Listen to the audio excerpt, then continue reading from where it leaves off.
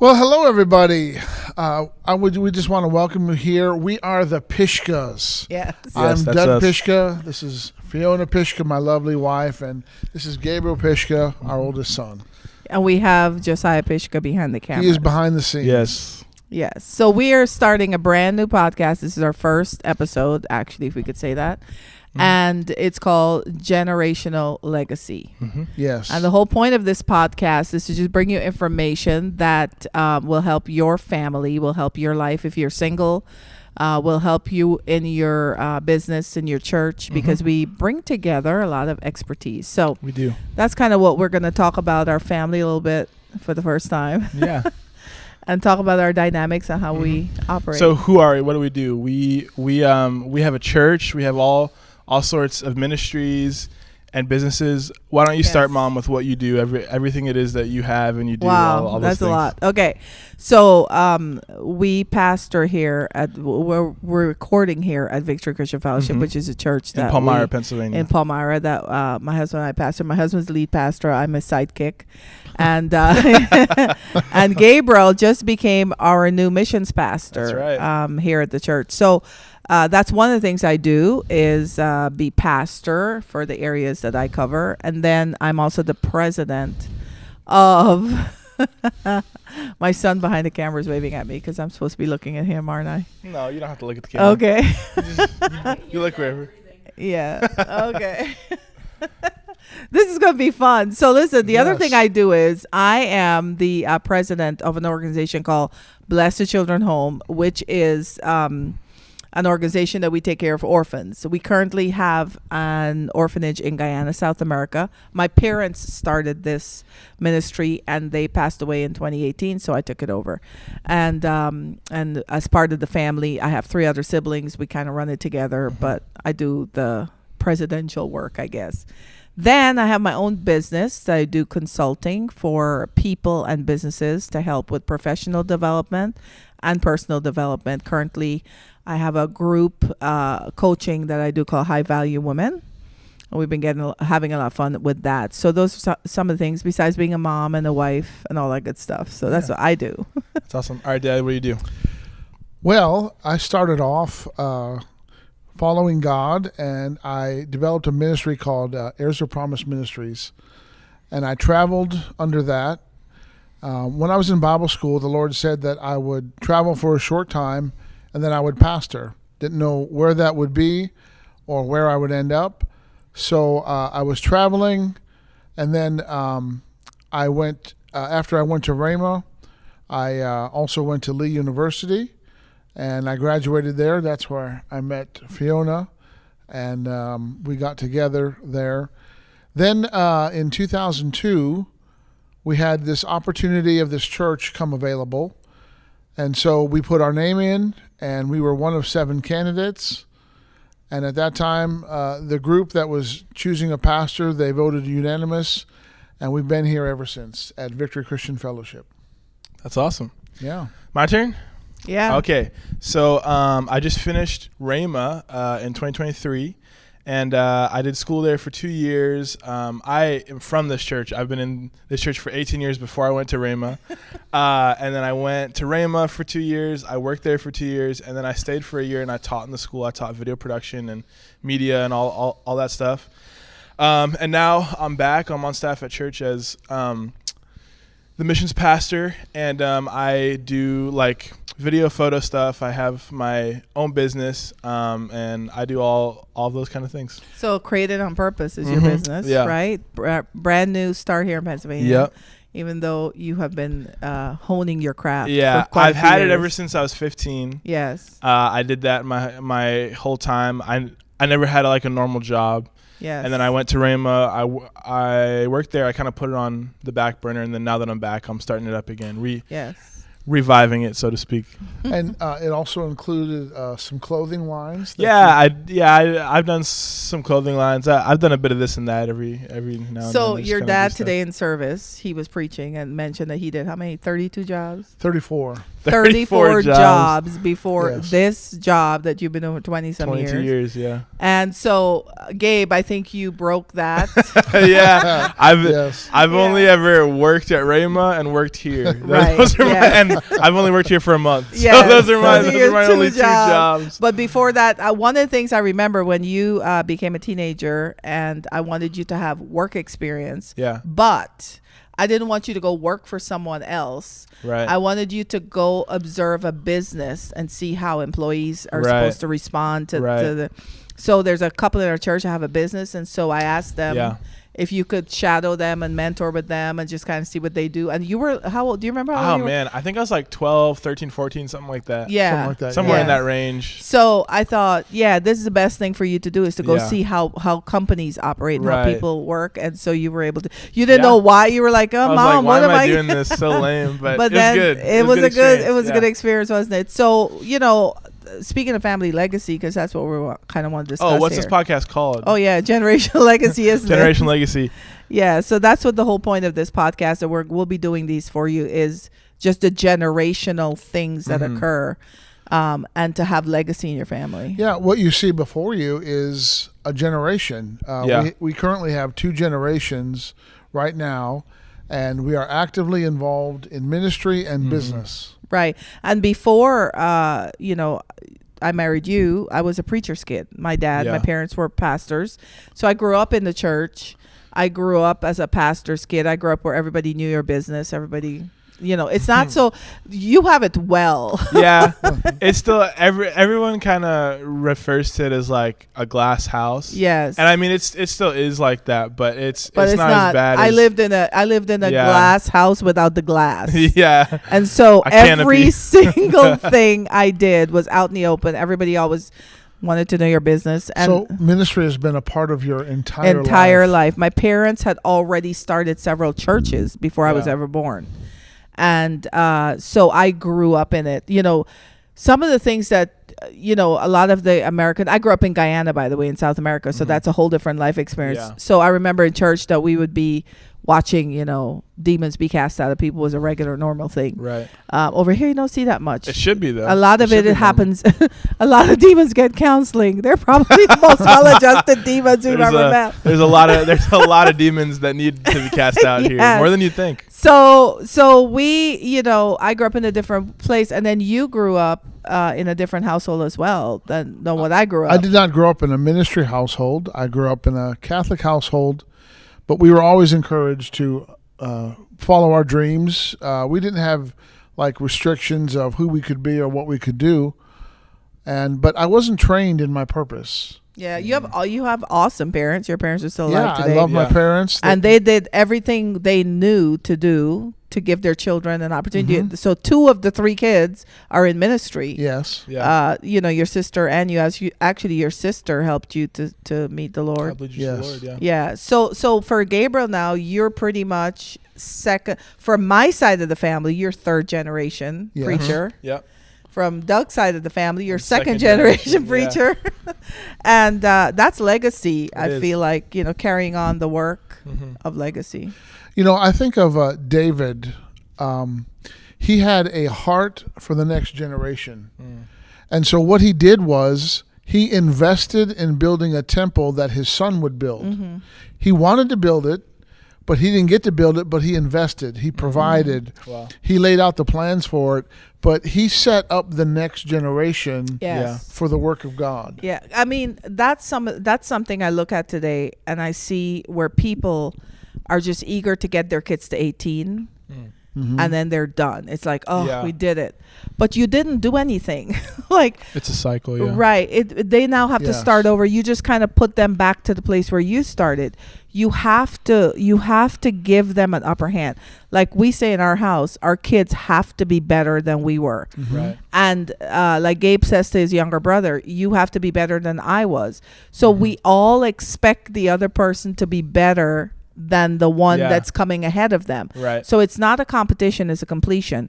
Right. We are completing something Yeah. that really is going to go off into eternity. You know, because I think a lot of people think that their race is finished when they die. Yeah. But the point of your race is it keeps going with the people that you leave behind. So Mm-hmm. like the race that you guys started isn't finished when you guys Right. die. And it's not finished when I die. It's not finished when he dies. Our kids will carry it on. Mm-hmm. Yes. Their kids will carry it on. Yeah. That's the entire point of legacy. And I think it's interesting how the Bible has entire chapters laid out to the legacy. the genealogy. The genealogies. Of people to Yes. follow the line. You follow who's responsible for carrying it on. Mm-hmm. Even if everyone in the generation wasn't fully righteous, Mm-hmm. they still played a part in carrying on yes. the stuff that had to happen. Like, you know, when he came onto the earth, he couldn't have come through if the legacy was broken. Mm-hmm. Like, it still had to keep going, even if everyone wasn't fully righteous Mm-hmm. in the legacy. They had to continue that going, and they still had a remnant of who started it was Right. was still there, you know? Right. Right. And I mean, I think today you see a lot of people who there is like a remnant of revival in family lines where maybe like a person like their great, you know, whoever was a preacher and preached in crusades, and now they keep doing like whatever, but that's still in their blood. Yes, You know, that's still yes. in their bloodline. So how do we call that out of people? I mean, that would be the thing to do, I guess, as a Yeah. church, is to just part of redemption is to redeem all the lost parts Call the that things belong that to are the dead kingdom. to come back to life. Yeah. You have to, I mean, because a remnant isn't discovered until you dig. You know what I'm saying? So like a remnant inside of somebody won't be discovered until they start to dig. And how you dig is you get rid of everything in you that's unrighteous until the righteous remnant that's in you stays there. But it's under a bunch of layers of all this Yeah. stuff. Yeah. But the entire point of redemption is you dig Yeah. until you find that part that is righteous. And I mean, when you think of the fire of God, right? The fire of the Holy Spirit, it kills what's unrighteous and inhabits what is righteous. It actually lights up the thing that's righteous. So to bring that remnant out of somebody's family line, they have to get saved and healed and, you know, everything, and set free. And then that remnant of what was in their past, because I think in everyone's family line there's some connection to it. Even if you have to Right, go all the way somewhere back to along the Adam, line. Yes, even if you have to somewhere go along all the the way line. back to Adam, Yeah. it's still in there. Yes. Even Noah. I mean, Even he's going Noah, back yeah, to Noah. you have to go Yeah. all the way back to whoever. But it It's still all in there. starts, you know, here's the thing. It all starts with obedience. Yeah. Like you can't have a legacy with the rebellious. Yeah. You remember with Isaac's two sons, Jacob and Esau. Right. One was rebellious and the other one listened to the instruction of the mom. Yeah. And he went Honor. Yeah. So if there's disobedience and disrespect and rebellion in a person, that's what has to be uprooted. Right. But see what's happening Yeah. today is that's the remnant that they keep. Yeah. They keep that and they let go of everything else, and that's where the problem is coming in. Yeah. But honestly, I tell people, if you don't like how you were raised, if you think your parents did a bad job, you're judging them based on what you know now. Yeah. But when they were raising you, it might have been horrific and horrible, but you got to where you are here. So what are you going to do now? Right. What do you do now? The first step maybe be to forgive. Just forgive and move ahead. And you can forgive and just have the Holy Spirit kind of erase that stuff for you where the trauma is erased. And now you have to ask, what do I do next? What do I do next? What am I supposed to do? A lot of people think that they're supposed to get healed and just supposed to go Right. to be. That's not, your purpose isn't to get healed. Right. Like healing is just a byproduct. It's just something that will happen because it's available to us. But that's not the goal of your life, to be healed. Healing is to help you fulfill Yeah. your purpose. You have something to do. So our whole family, we talk about purpose, inheritance, missions, which we'll be talking about. But the legacy is all wrapped around how we Right. feel about these subjects. Right. And like in our house, I know we have all out discussions. We go back and forth. We discuss get loud. things. Yeah, we get really loud and we talk and we carry on. But I don't know what it is that we're getting a hand signal. But the thing is, But What? we're getting the hand signal. I don't know about what. That's okay. But in our house, we don't sidestep subjects. Right. We go straight on for Right. it. And then after the big chaotic event, we regroup and say, next time, this is what we need Yeah. to do. To build a legacy, it only takes 3. There you go. Abraham, Isaac Isaac, and Jacob. Jacob. But what they did with that 3, they established a perpetual Yes. legacy Yes. that is still in operation today. Wow.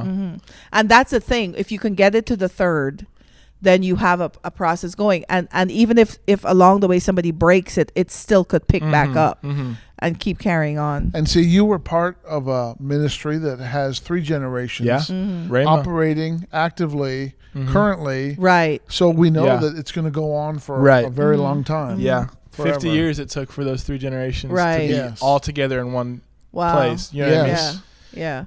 So my parents did 50 years of ministry before they passed away. The same Yeah. year that was their 50th year is Yeah. the year. But you know what's interesting? I just realized that was the year you went on your first mission trip, or the second mission trip. First. The first mission Yeah, trip first. was the year. Mhm. So you Wow. yeah. So That's they're on crazy. their 50th year of ministry Uh-huh. was the year that you went Yeah. on your first mission. 2018. And that's when we discovered, while you're on your mission trip and Yeah. you're talking to us, that's when we discovered, This is what oh I'm my supposed to do. goodness, This is my calling. this kid's called to be a missionary. Yeah. That's what he's called to be. Well, it was actually discovered a little bit before It was at camp. at camp. At Yeah. camp. You had that vision.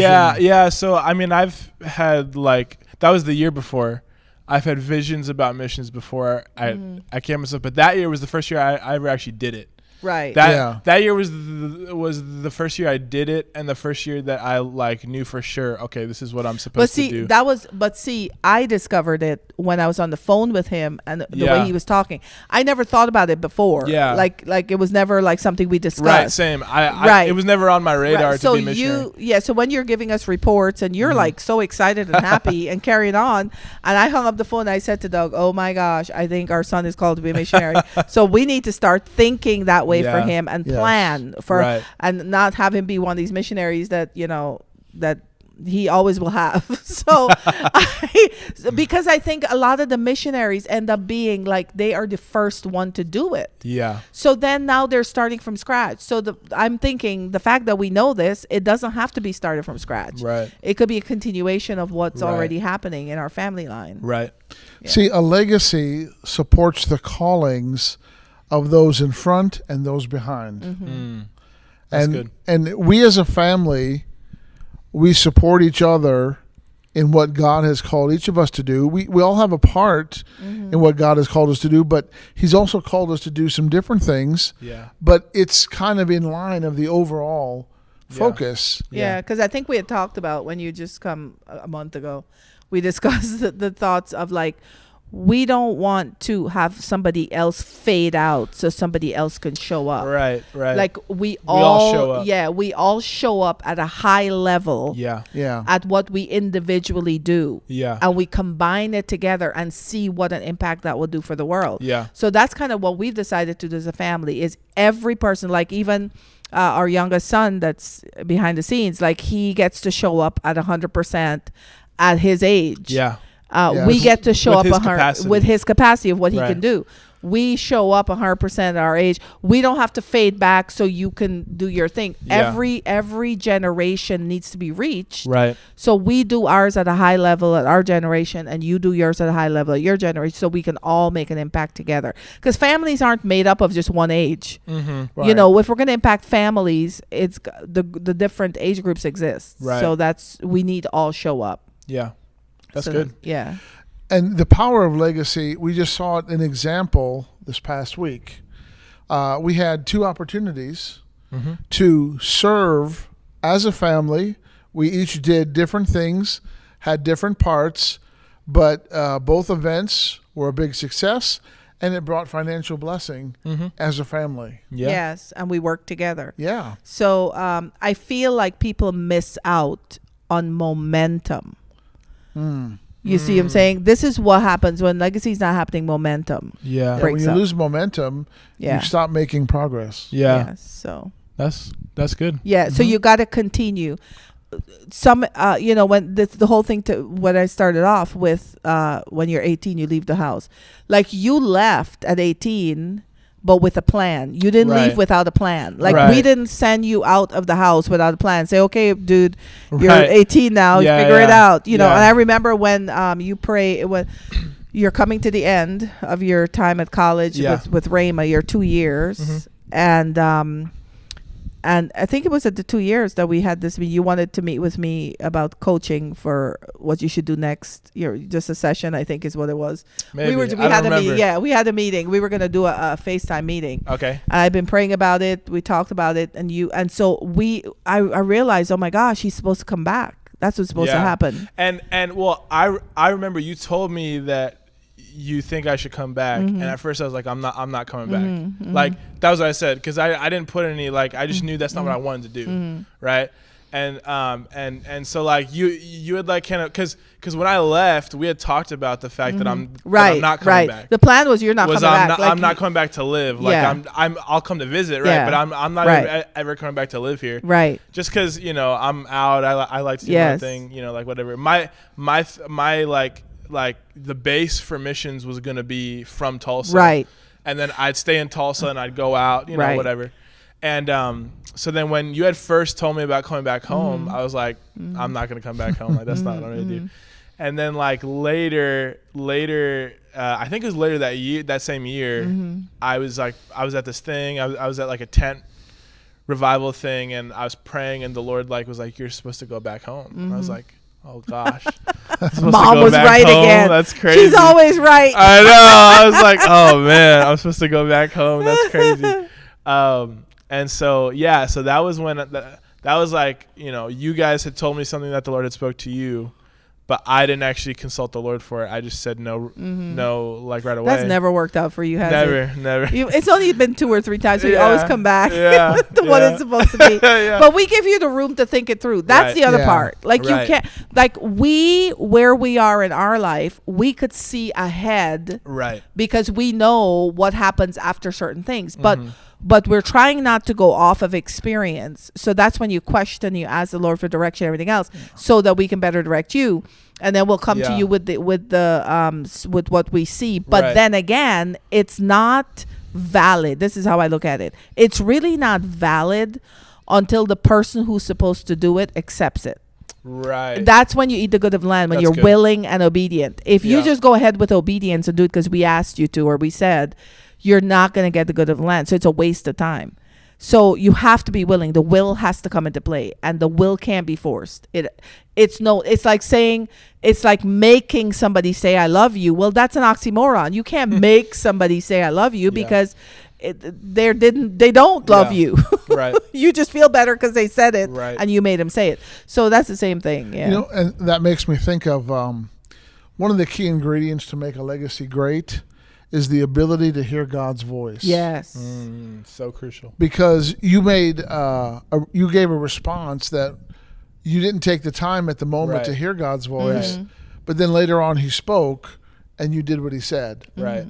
And I think if you want to help your family to develop a legacy, you need to listen to God's voice. Yeah. Every person has to have their own relationship with God, and then you can have a corporate relationship with God also. And I mean, that's so crucial, because I remember I was about to finish my second year at Rhema. So this was February. This was during winter Bible. And I was in one of the services in the morning. I was working it, so I'm filming, whatever, but the power of God was just so strong. I put my camera down and I just, was just worshiping. And I was asking the Lord, I wasn't sure, this was before you had talked to me about coming home. I wasn't sure if I was supposed to do a third year, if I was supposed to quit Rhema, I didn't know what I was supposed to do, because I'm getting up to that point where now I'm done with school. And, what's my next steps, whatever. Should I stop working at Rhema? Should I do a third year for missions, And so I'm praying, I'm seeking the Lord, and the Lord was like, don't do a third year and keep working at Rhema until the end of this year. That's all that I heard.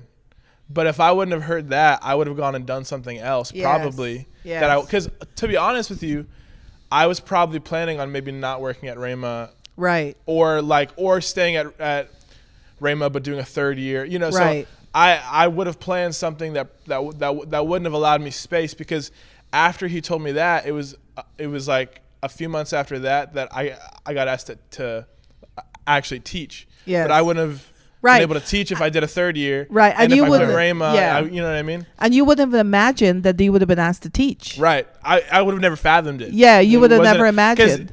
I didn't know that they were planning to start a new third year program. Right. I didn't know any of that stuff. Right. And then it was after that I started to travel with the Hagans like full time as well. Right. So it just really like opened up my schedule. But all that I heard was, don't do a third year and stay working until the end of this calendar year. That's all. Like, he didn't even say until the end of next summer. Right. But because when something was put in my lap, I knew what to do with it. Right. So like he didn't have to tell me that Yes. part, because he knew I would know what to do. Right. Yeah. When Right. the opportunity came. And to that, me. yeah. And see, that's another level too, because there's growth. It would be like if everything you wanted to do in your life, as far as like living, everyday living, you started coming to, okay, when you were 5, it's like, Mom, should I wear this outfit? Yeah. Whatever. But like, if you're coming to me now Yeah. at 21 Right. and you're like, hey, Mom, I don't know if I should wear, what clothes I should wear today. Mom, what should I eat today? Yeah. When do you think I should go to bed, Mom? You know, like Right. that's just annoying. Like, Right, no, you're right. grown up now. Like, you got to Right, sleep. right. You have to wear, So at some point, I feel like the Holy Spirit is tired of us asking him every 5 minutes, like, what should I do? What should I do? There are things that you know to do and you should do. Yeah. And Yes. and I always tell people, if he didn't tell me no, I just keep going, and he'll tell me, okay, Exactly. make a right. It's like a GPS. Exactly. You just keep going straight. You could go straight for 100 miles, and you're not hearing a single thing because you're in the right track. Just keep Yeah. going, and then when it's time to do a turn, you'll hear in 2 miles up Yeah. ahead, make a right. It's kind of the same concept. Right. So it's not like every single step. Should I wake up tomorrow morning, and what Right. time should I wake up, and when should I go to sleep? This is crazy stuff. Well, and this is the thing. The closer you are to somebody, the more you know them. Yes. And the more you know them, Right. you act like they act. You Yes. do what they do. You can make a decision like they make a Yes. choice. So if you have to ask the Lord for every little thing in your life, it means that you're not close to Him. And you're still You a don't know baby, him. and you're Yeah. still really a baby. It's Yeah, you not don't that you're know him. never asking the Holy Spirit, Right. but it is when you have to make decisions. Yeah. You include him in it. Mm-hmm. And a lot of times he won't even tell you what to do, because it's Right. really up to your willingness and obedience. He will only tell you yes to the level Yeah. and the space that you've said yes and obey to. Right. He won't tell you to do something beyond what you're willing Right. and obedient to do, because then he wants you to eat the good of the land. Yeah. So those are some of That's the good. things. So we're a family, and we love God, and we know that we're here for His purposes, and we just make ourselves available. Mm-hmm. We've listened to His voice, and we continue listening, because you can't stop listening. And we're just excited about what God is doing, and we're seeing our legacy just come to fruition.